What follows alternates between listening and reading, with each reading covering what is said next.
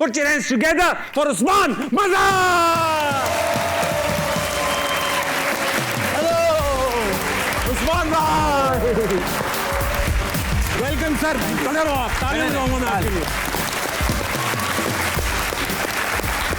क्या हाल है? कैसे उस्मान भाई? कैसे हैं? आपने सोचा होगा मैं ड्रामे का नाम गलत क्यों लिया, डॉक्टर और बहू. हाँ. वो क्योंकि दूसरे चैनल का है ना. अरे अच्छा अच्छा अच्छा बड़ी तशरीफ रखे आपके लिए इतना बड़ा सोफा. नहीं है इसमें. तालियां बजाएं यार. बैठने को ऊपर तालियां बजाएं. क्या बैठते हैं उस्मान भाई आप? क्या बैठे हैं आप? दोबारा बैठ के दिखाएं. वाह, बहुत अच्छा. उस्मान भाई बहुत अच्छा लग रहा है आपको यहाँ देखकर. खुशामदीद.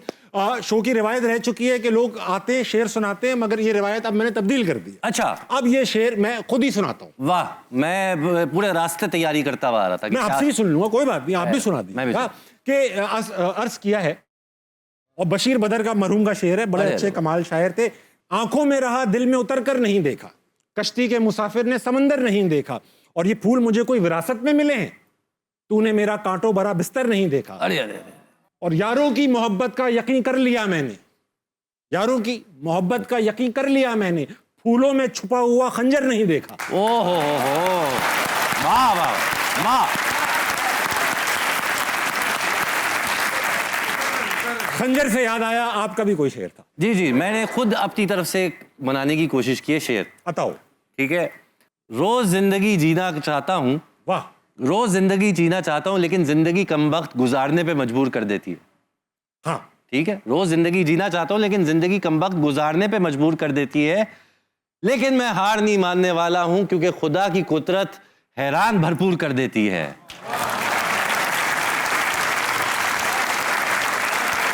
कुछ लगा शेर? बहुत अच्छे. वाह वाह. अब आपको समझ में आया कि अब मैं गेस्ट से शेर क्यों नहीं सुनता हूं. इससे पिछला शेर था, दूर से देखा तो शेर नजर आया, इसलिए करीब नहीं गया. तो बस मैंने आपको कॉमेडियन कह के बुलाया है, इस तरह नहीं करो. अच्छा ठीक ठीक. उस्मान भाई, अब शो में एक नई चीज है कि हम जो भी गेस्ट आता है उसका एक परसीव्ड ऑनेस्टी की रेटिंग लेते हैं. अरे बाप, कि ये आपको कितना ऑनेस्ट समझते हैं. और फिर हम शो के आखिर में भी लेंगे कि आपने इन पे क्या असर छोड़ा. अरे ठीक है. तो अभी देखते हैं अवाम ने आपको कितना % ऑनेस्ट समझा हुआ है. दिखाइए.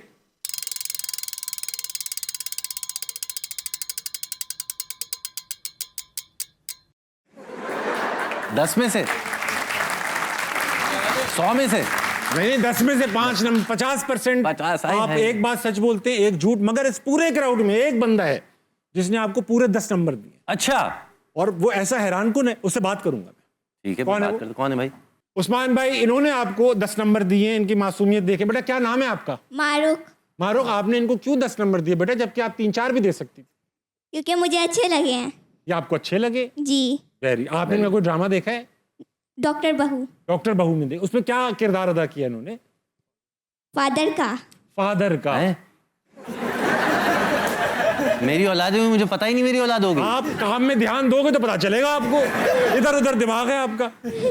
नहीं बेटा, फादर थे ये. फादर. बैठ जाओ बेटा. कहाँ है मेरी औलाद, कहाँ है? तभी तो 5 दिए इन्होंने. बाकी सबने था, क्योंकि औलाद तक का तो पता नहीं आपको. कसम से. उस्मान भाई, आपके बचपन, अभी आप ये 5 नंबर आखिर तक नहीं रहेंगे. आखिर में तो हो सकता है कि 10 दे दें लोग. अच्छा, इंप्रूवमेंट आ सकती है, गुंजाइश है. आप ऐसा पागल कर दो इन्हें. अब ऐसा उस्मान भाई, बचपनी कहानी आपकी पता चले. बिल्कुल. उस्मान भाई हमारे बड़े पुराने दोस्त हैं. मैं इनको 10-12 साल से जानता हूँ. हम स्टैंड अप कॉमेडी करते थे साथ. मैं ये बताना चाहूंगा कि मेरा पहला स्टैंड अप कॉमेडी शो था, जिसको ताबिश हेडलाइन कर रहे थे, और मैं ताबिश को तब नहीं जानता था. और मैं वहाँ शो पे पहुंचा और हर कोई लगा हुआ यार ताबिश को नहीं देखा. अरे यार ताबिश, मैं को कौन है भाई ये. और वाकई जब ताबिश ने आके परफॉर्मेंस शुरू की है, ओ हो, मैंने कहा बस ये यहाँ पहुंचना है. इस तरह का कॉन्फिडेंस. बहुत शुक्रिया. Thank you.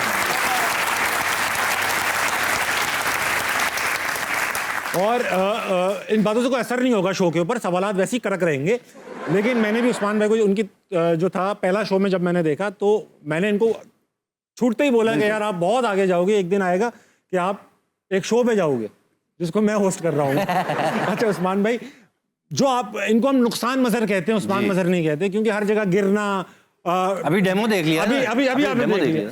तो ये कभी डिग्गी में सर आ गया, कभी पहाड़ से गिर गए, कभी कुछ हो गया, चोट लग गई, आप डेयर डेविल थे, मजबूत थे या सिर्फ हल्के थे आप? मैं बेसिकली कई सारे मुझे नाम नुकसान के अलावा ये भी बोला कि मेरे पैर अंधे हैं, पैर अंधे हैं, फिर ये भी बोला है कि मेरी ब्रेकें फेल हैं। तो मतलब ऐसा है कि हर कोई डेंजरस सिचुएशन होने की जरूरत नहीं है। अपनी घर में जो फर्नीचर जमानों से रखा हुआ उसमें आज तक मैं घुसता रहता हूँ। तो ये एक बस समझे बेदहानी है। उस्मान भाई, ये जो डिग्गी में सर आ गया, गाड़ी की डिग्गी में बाकी चीजें क्यों नहीं आई? सिर्फ सर कैसे आ सकता है? वो बाकी धड़ निकल आया था, सर रह गया था सामान निकालते हुए, और खालू ने धड़ बंद कर दी डिग्गी उसी दौरान। तो उनको लगा कि पूरा आ गया हूँ। वो होता है ना कि आप चीज निकाल लो तो ओ ये भी रह गया, तो वो यूं गया और यूं वापस आया, उनका मोशन पूरा हो चुका था, वो उन्होंने ढवप बंद कर दिया। तो एक स्पीड ब्रेकर जबरदस्त किस्म का सर पे आ गया था। ओ तेरी, इत्तेफाक से उस वक्त में गंजा भी हुआ था, तो प्रोटेक्शन बिल्कुल भी नहीं था। जीरो प्रोटेक्शन के साथ, जीरो प्रोटेक्शन, बिल्कुल ऐसी बात है। अच्छा ऐसे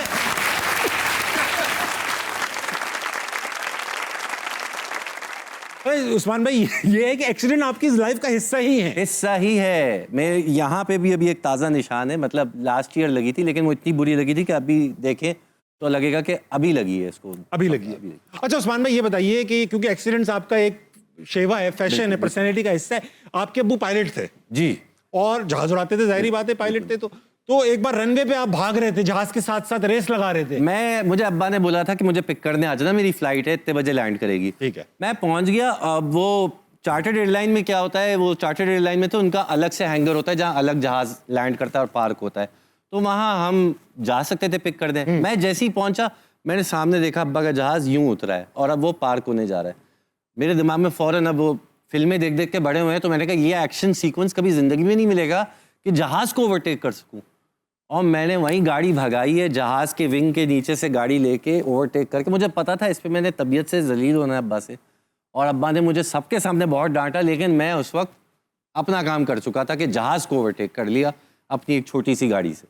तो ये एक बिला वजह का मैंने। अब्बू ने फिर आपको ओवरटेक किया चप्पल वप्पल से या नहीं किया? मतलब उनकी अब्बा की आवाज़ और डांट ही ऐसी होती थी कि किसी की मार से भी बुरी हो, ऐसी उनकी खतरा, उस्मान, ये आवाज़ होती थी। हाँ। अच्छा उस्मान भाई, ये बताइए पहाड़ से कैसे गिर सकते हो और जिंदा क्यों हो आप? मैं पहाड़ से ऐसे गिरा था कि भाई नारायण कागान इस साइड पे गए हुए मामू की फैमिली के साथ, और एकदम से कुदरती बुलावा की सिचुएशन हो गई। बुलावा आ गया? बुलावा आ गया, नेचर कॉल आ गई? नेचर की तरफ से। छोटी थी बड़ी थी? बड़ी थी, बड़ी थी। तो अब मैंने कहा कि भाई कितनी देर में शहर, बाथरूम क्या? उन्होंने कहा अभी तो बहुत टाइम लगेगा। मैंने कहा मामू की फैमिली के साथ था, तो मैंने कहा गाड़ी में लोटा? उन्होंने कहा है। मैंने कहा नीचे दरिया है। क्या यूटिलिटी गाड़ी में लोटा क्यों था? क्योंकि ऐसी सिचुएशन आ सकती थी, उनके भी 2 बच्चे थे। सही बात है, लोटे और उनका एक बच्चा मेरी गोद में बैठा हुआ था। तो वैसे तो मेरा लोटा लेके? नहीं, लोटा डिग्गी में था। लोटा डिग्गी में था। मेरा वैसे अल्हम्दुलिल्लाह बड़ा अच्छा कंट्रोल था, मैं सफर गुजार लेता, लेकिन वो बेटा जो बैठा रहा गोद में बैठा था, तो कंट्रोल में वो था। अब वो जैसे मैंने कहा गाड़ी में लोटा, उन्होंने कहा है। मैंने कहा गाड़ी रोके, मैं नीचे दरिया की तरफ जाता हूँ। डिग्गी खोली, दरिया में थे तो बेहतर है, दरिया बैठ जाते, साफ हो जाता। कुदरती फ्लश ना, इसीलिए तो दरिया की तरफ जा रहा था। मैंने कहा उतर के चला जाऊंगा, बहता पानी पाक पानी।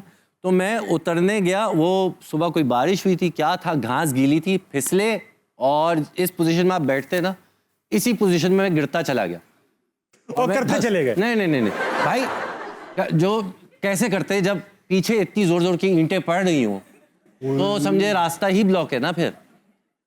तो मैं, और गिरते हुए मैं सिर्फ ये सोच रहा था कि यार खुदा ना खास्ता अगर मैं मर गया तो लोग क्या कहेंगे कि मरहूम को निशानियां पूरी हैं। हाँ, निशानियां 2 नंबर करते। तो अच्छा, आप मतलब पूरा आपने माहौल बना लिया था तब गिरे आप? मैं पूरा मतलब लोटा हाथ में, गिरते गिरते धड़ धड़ धड़ ऐसे में गिरे जा रहा हूँ।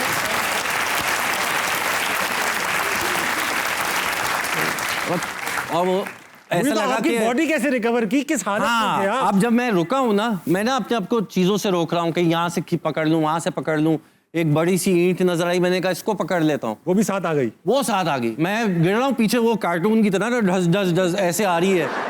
तो जितना आपने और मुझ में फर्क है, इतना दरिया और मुझ में फर्क था जब मैं रुक गया। और वहां के दरिया में अगर आप गिर जाओ फिर आप चले जाओ, आप भी बह जाते साथ। हाँ, अब मजे की बात क्या हुई कि जब मैं तो फुल स्पीड में गया ना, जितनी देर में मामू की फैमिली ने आके यूं देखा तो उनको मैं तो नजर नहीं आया, उनको दरिया में लोटा बहता हुआ नजर आया।